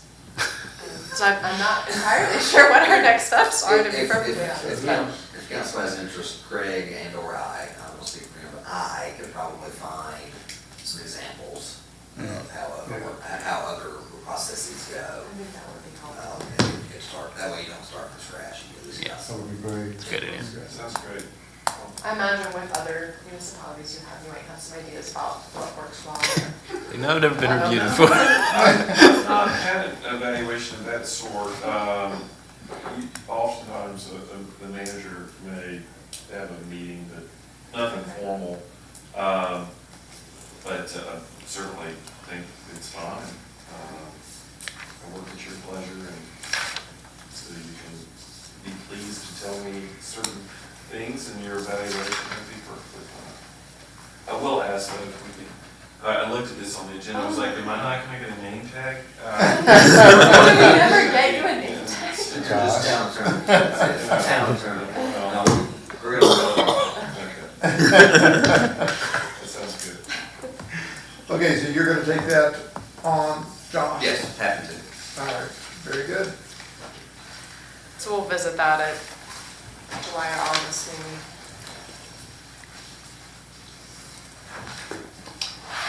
All right. Well, in terms of my communication, the only thing I can report is I am knee-deep in UDO review and rewrite with Jessica. We've had several meetings to go through it, and it's a labor of love. But it's taking a little bit of time. I'm sure. I will say, we will be closed on Wednesday, June 19th, in observance of Juneteenth, which will be next Wednesday. My town offices will be closed. And let me mention something about the budget.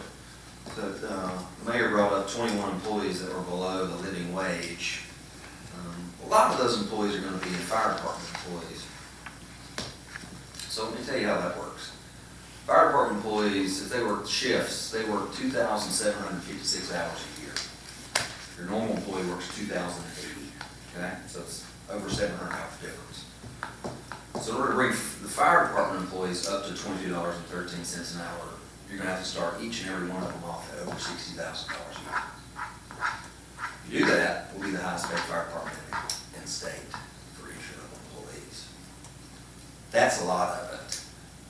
We do have some general employees that do make less than that, although not a lot. The majority of that comes from fire department employees based on working 2,756 hours a year. And to make that up hourly, then that's, because technically they work more than a normal person does, right? We work 2080, they work 2756. So that's a lot of the struggle on that end for the fire department. And that's about $192,000. And how many employees is that? From the fire department, well, it's probably around 15 or so, I'm guessing, closely. And then the other 6? The other 6, I could run the numbers on, but those are the ones that stuck out to me. The other ones would be much easier to do, because it's not as much of an increase. Or much more I palatable. would hope that the board would agree that they need to be brought up to living wage. So this county paying fire department employees $60,000 to start. I don't think the bad the state is. Well, I certainly would be interested in looking at that for our next budget, and Yeah. appreciate you bringing it up. I know we did the pay study, and we tried to move everybody up Yeah. to where it was suggested, but if we miss some folks, then we need to look at it. Yeah, and maybe we can have a floor. You didn't miss anything. We did what was right at the time, at the market, what the market requested. $22.13 an hour, that changes every year, and that's only in this county. Yeah. That's it for me. Can you, the dam is completed, is that correct? The dam is completed, yes. Dam is complete. People can walk across now. I think everybody's excited about that. Still leaving the fence up around, let some of the grass grow in a little better, but the dam is completed. Are we still getting the permanent fence? We are not getting the permanent fence. There's more to come on that one. And I can talk to you about it now. Apparently, the permanent fence we wanted to put up top was never verified by our engineer of record with NC Dam Safety, and they said absolutely not. We want to put a permanent fence up there. So, no, there will not be a permanent fence.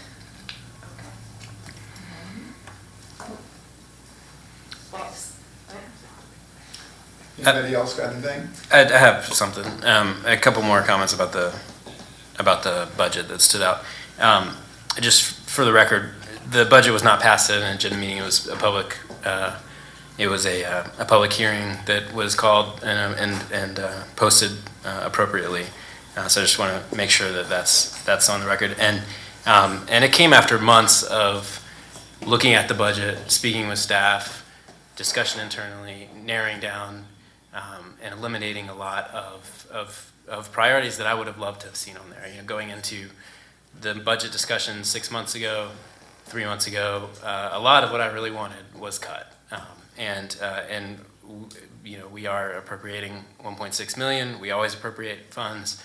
Rarely do we use those funds, if ever. Certainly not all those funds. But that is after some significant cuts to what I think everyone on the board and most of the town would have loved to have seen. But that's the way these discussions go, and I for one am proud of how we where we are financially as a town. I think we're in a healthy position, and look forward to seeing many of the projects and many of the priorities that we outlined in the budget move forward. And one more comment about COLA. You know, by definition, COLA is cost of living increases. They are supposed to be across the board, because cost of living rises for everyone, regardless of where you fall on. And exactly. And you know, one thing I would like to see that the mayor has brought up, and I've brought up in previous discussions as well, and several on the board have, is some way for us to do merit-based increases, move away from exclusively doing raises on COLA. And I hope that we can do that in the future, but we were unable to do that ahead of this budget, and you know, it's not really, in my opinion, appropriate to allocate cost of living adjustments in different levels to different people. Thank you. Thanks for your comments, Todd. Anybody else? I'd just like to say that, you know, honest men can disagree, and I disagree with Councilman. You know, there's nothing in writing that says that you can adjust a COLA. It doesn't have to be across the board. There's nothing written in stone about it. It's just that this board chose not to do it that way. Anybody else got anything? If not, meeting adjourned.